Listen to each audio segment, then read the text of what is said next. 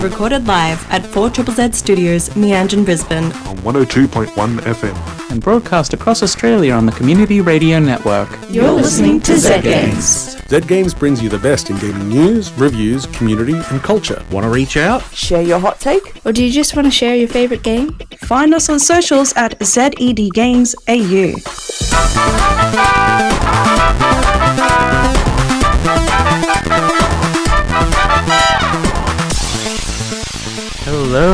Hello. You're listening to Z Games. My name is Hazel, and I'm here in the studio with... Zahra and Peter. It would be haunting me here. Hey Zahra, your mic just died. Oh, lovely. Oh, lovely. Oh. Time to get cozy. That's right, we just got a second one. How are you, Peter? I am fantastic. I am having a really, really great second week of the year. I've been pretty good. I've been busy. We went to visit Toby at his countryside manor. Ooh. And that was great. I'm sure Toby enjoyed that. Hi, Toby. Hello, Toby. I mean, it was a really good fun time because I also got to play some mobile games. Like, it was a really good motivation to play on my phone because I didn't have my computer with me. So that was really fun. All right. Well, how about we just kick it straight into the news? Let's go. There's some interesting news there today. There is some interesting news. That is the word for it. From our friend Cam. You love gaming news. I love gaming news. Oh my god, let's be best friends and enjoy some gaming news together. Layoffs. 2024 has started off strong with 2 major rounds of layoffs, and we're not even halfway through January. First comes from beleaguered middleware development behemoth Unity, who this week announced that they no longer needed a whole 25% of its workforce. That's 1,800 people who are now competing for an ever-decreasing pool of jobs in the games industry. It's not all bad news though, because Unity's share price rose 4% after the layoffs were announced. Not to be outdone, Amazon just announced they were laying off 35% of Twitch's employees, estimated to be around 500 people. AI voices are AI okay? Mere weeks after the SAG-AFTRA ended their strikes over issues such as AI being used to replace human actors, the Guild has struck a new deal that says the process is good, actually. On Tuesday, SAG-AFTRA entered into an agreement with Australian-based Replica Studios, an AI voiceover studio, to establish guidelines for the use of artificial intelligence in video games. The union made the announcement at CES in Las Vegas, with Duncan Crabtree Ireland, the executive director, highlighting the inclusion of informed consent provisions for the creation of AI-generated voice replicas and the implementation of secure storage protocols for digital assets. Some prominent voiceover artists have come out against the move. Erika Ishii, who voices Valkyrie in Apex Legends, wrote, "Approved by who exactly? Was any one of the affected members who signed off on this a working voice actor?" Elias Tufexis, who has such games as Starfield, Deus Ex and Death Stranding in their credits, added, "I would humbly consider myself one of the top voice actors working in games. No one asked me about this. No one reached out for my opinion." Steam heats up its AI terms.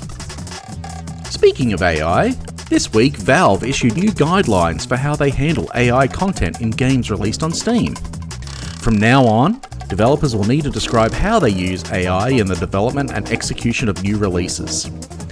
Basically, they're putting AI into 2 categories. Pre-generated, which means that the game uses content made through an AI tool, and live-generated. In either case, developers have to pinky swear that AI content that is already in the game does not infringe any copyrights. But in live-generated games, they also have to cross their hearts and hope to die that the game won't generate any illegal content. Players will be able to alert Valve to games that they believe are infringing these rules through a new button in the Steam overlay. Last of Us gets its Abby. I'll be honest, I don't know what any of this means, but it's big news this week that actress Caitlin Dever is joining the 2nd season of the TV adaptation of The Last of Us. She'll be playing the role of Abby, who is one of the playable characters in The Last of Us Part 2 who gets tangled up in I don't know, look, I started reading her Wikipedia page and got lost. But apparently Abby's a big deal, and Caitlin Dever was really good and unbelievable, so here we are.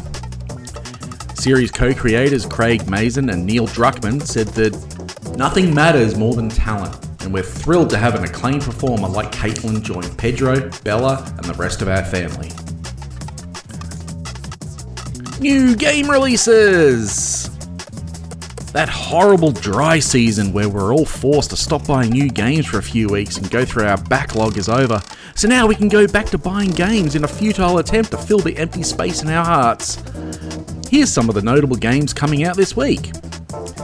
Today sees the release of Devil May Cry Peak of Combat on iOS and Android, Unstoppable on PC, Radiance on PC, and Dig Dug on the Commodore 64. I need to lie down. Back to the gang in the studio. Thanks, Cam. Thanks, you Cam. do need to lie down. It's been a stressful time in the games industry. That it has. That's putting It's- it lightly. Thousands and thousands of layoffs. It seems like every week we're just doing the layoffs report, and I hate it. Yeah, Yep. it's a bit grim, it's a bit morbid, and it's happening a lot. I don't think we need to dwell too much No. longer on it, really. I just wanted to express that we are very tired of it, and investors, cut that out. Knock it off. Silly gooses. How about giving your developers more time and more effort to be able to make a better game to make more money rather than What a Well, radical expenses. concept, Peter. No. What I about don't think Don't that's... just give your money over, actually get involved and understand. what about we fire everyone and just replace them with AI? I mean, that seems to be... Oh wait, no, Steam's making us flag that now. Yep. What do you think of these rules? I think... Okay, so over the past year or year and a bit, we know that AI art is everywhere now. It's quite insidious to the point where like some studio will be like, here's our cool new poster, and people are like, that man has 6 fingers. Yep. My name is Inigo Montoya. And it's just it has felt deceptive. There's a lot of discussion to be had around the use of artificial intelligence in games design and in art. There's ways that it can be used to make things a lot easier, Yep. to like reduce pressure from the team, streamline processes, make it easier for the artist to be able to express their vision. So I think having guidelines and making it so then people have to explicitly say what AI is being used and how it's being used, so then consumers can make an informed decision. Yeah. And I have never felt more like a grown-up than saying that sentence. I'm against all automation. I think everything should be done by hand by people. Good luck with 3D modeling. What I'm just sorry, I just spoke in the beehive there. it broke my brain. I honestly think art will never get away from artists themselves sort of idea. I do believe that AI will come and stay in a way somewhere in many, many industries sort of idea, but just as an assistance tool, just like spell checker, just like Grammarly, all of those other things that were big no-nos when they first came out sort of thing. But I think found their realistically place. the only ethical way forward is to legislate that AI can only be trained on data sets that you actually have permission to use. Yeah. Like, I don't see any other way that it doesn't just turn into the plagiarism machine. I mean, that's kind of what it is. Yeah, it is right now. Oh yeah, right But, now like, it definitely is. We're in the Wild West right now, and something is going to happen. Yep. Like, if I try to put one of those images through, I don't know, as a uni submission, and if you turn it in, got flagged, and was like, oh, this is plagiarized, I would get punished for that. Yep. Yeah. Food for thought. Yeah. Anyway, you're listening to Zed Games with Hazel, Zahra, and Peter. And Zahra, have you got something for us? I do have something for us. I've got a game review. Do we want to try doing a game review? Yeah. Okay. Let's give it a try. Let's give it a go. Let's give it a go whirl. through the tutorial of the game review. All right.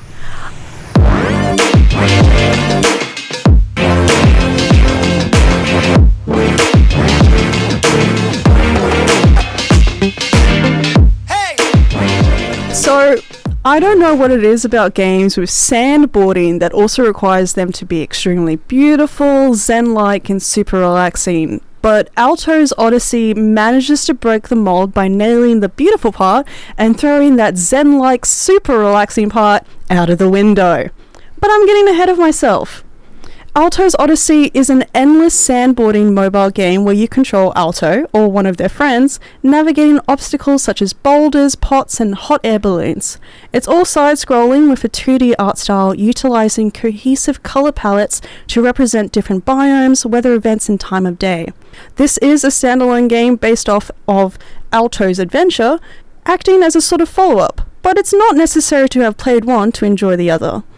Alto's Odyssey is a beautiful game, and to see my characters surf through this world, watching their landscape change and the colours shift as the sun makes its journey through the sky, is a stunning and relaxing experience.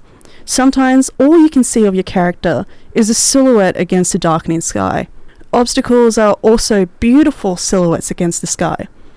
Even as the colours shift and the world darkens, the use of colour, tone and contrast means that your path ahead is always readable, which is essential for maximising the endless part of Endless Runners. You only have one control input, tap to jump. Hold down a tap to jump higher. If you hold it down through the jump, you'll do a backflip. You have to time your jumps to soar across ravines, hop up to ropes and rails you can grind on, or to bounce across hot air balloons. Make sure you actually land your jumps, and you are rewarded with a speed boost, some brief invincibility, and the right to keep surfing. Stuff up your landing, and you'll need to start the run again, or you can continue by watching an ad or spending coins, which you collect slowly as you play the game. For each level, you'll need to complete 3 objectives. It can range from reaching 500 meters in a run to how many balloons you can bounce off of to how many coins you collect. And if you're stuck on an objective, you can skip it by watching an ad or spending currency. It's pretty straightforward, easy to learn. So difficult to master though! How many times did I land on my face?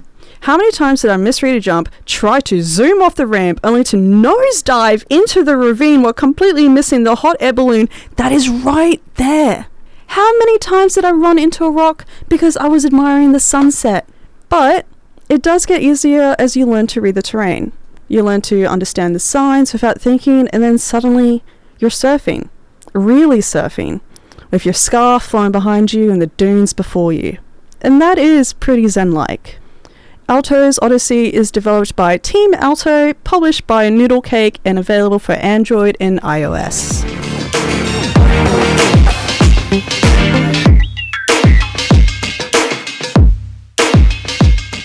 Nice. Yeah. Sounds like fun. It is fun. It is also very frustrating. I think I have the minimum amount of patience required to play it. If you have less patience than me, maybe not. If you have more patience, you can have a great time. I mean, it looks beautiful. It looks gorgeous. It is absolutely stunning, and that was kind of my Yeah, it looks great. Yeah. I wish mobile games didn't have ads, but you know, that's just the world we live in. That's just the world we live in. That it is, unfortunately. But at least they're getting paid. Mm-hmm. You're listening to Zed Games with Hazel, Zahra, and Peter, and we're going to kick it into a pre-recorded review of a game called Below the Stone by Caroline.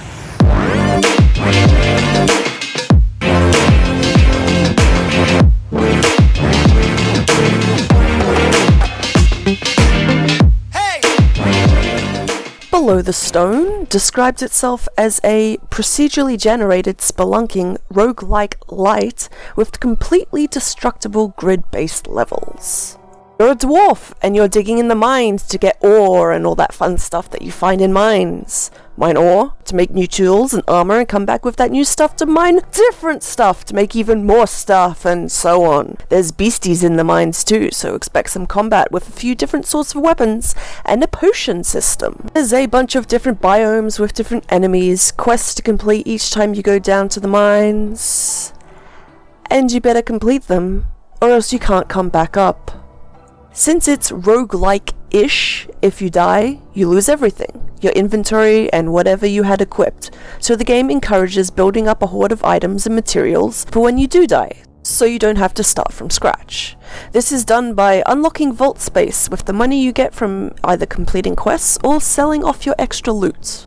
It's got a pretty great soundtrack, feels appropriately atmospheric for stuffing about in a mine filled with riches and monsters, although in an extended play session, the tracks can get a bit repetitive, so I liked muting the game and having some good old YouTube in the background.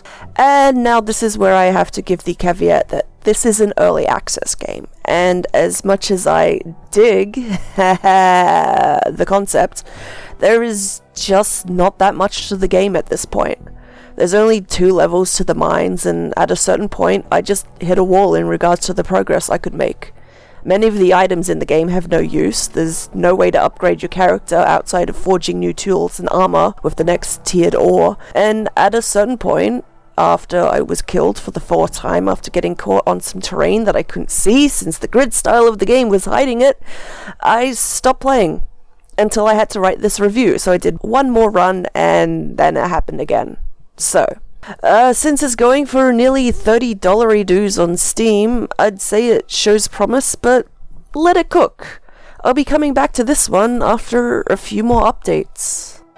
Below the Stone was developed by Strollart, published by Apogee Entertainment, and was released on Steam into early access on the 18th of November 2023.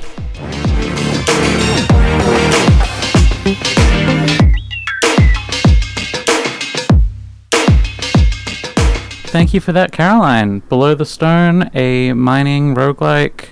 Let it cook. Come back to it in a bit. Yeah. That's our review. I mean, early access is such an awkward place to be because it's the nature of it. Things being developed, and it's also treated as kind of like a little splice of what the game is supposed to be. But, you know... It always feels weird reviewing a game that's still in early access because it's like... Is it ever going to actually get out of early access? Yeah, there's that, and there's also like you kind of have to review it based on is it worth your money right now? Yeah. And sometimes it's no, and then later it's yes. Yes. Yeah, but it's also sort of a thing of this is interesting. Let's keep an eye on it, and we'll come back to it in a few months and see what's going on. And then, like, a few months down the track, one of us were like, do you remember when I reviewed this early access game? Well, it just came out of early access, and here's what's changed. And it is always a lot of fun to me to see how much a game has grown. Yeah. How much effort the devs have actually put in to develop into a full-fledged title. Or also, like, what kind of decisions that they've made. What did they decide wasn't working in early access and get rid of? Did they listen to their player base in those regards? Yeah, or did they listen to their player base a bit too much? Yeah. Yeah, there's a balance. That is an option. Yeah. That is a thing that can happen. Well, you're listening to Z Games with Hazel, Zahra, and Peter. Yep. And we've got reviews coming out of our ears over here. Yeah, there's so many of them. Zahra's got another one. Oh, I've got another one. I know. I'm locked and loaded. I'm ready to go. Fire away. We're ready to go? All right. What are you reviewing? Okay.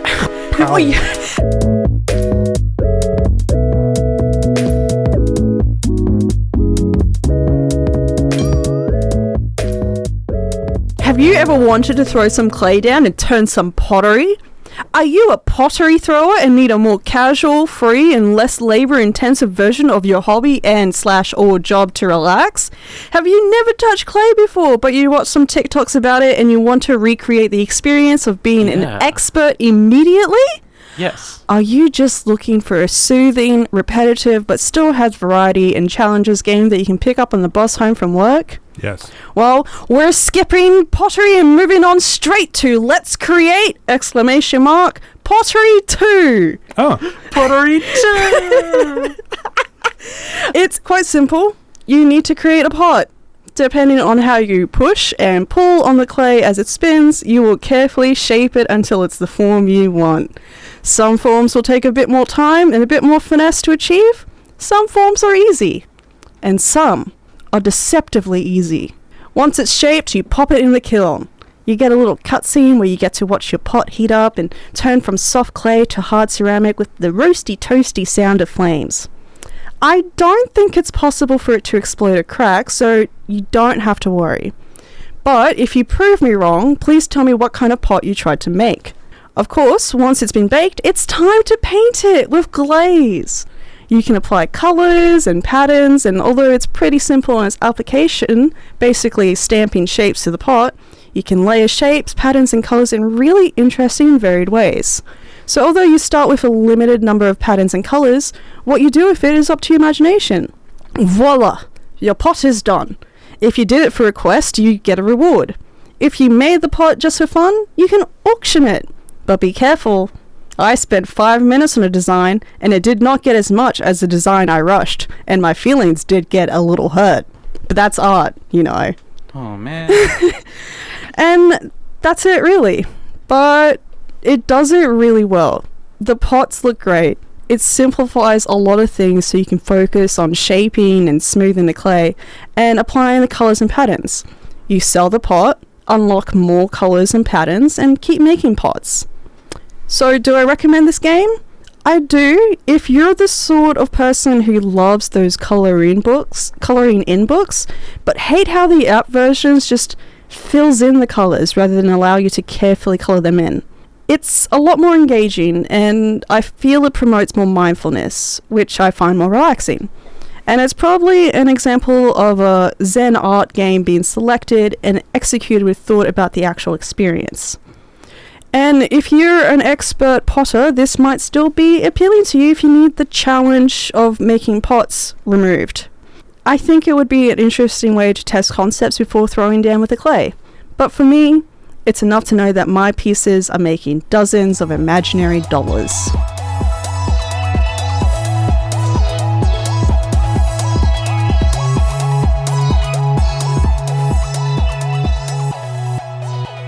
Hell yeah. So it's developed by Infinite Dreams and available on iOS and Android.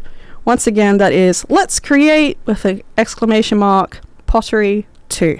I have a question, Zahra. Yep. Did you try and make a Sonic-themed pot? I did not, because Sonic's not a very, what's the word, symmetrical shape.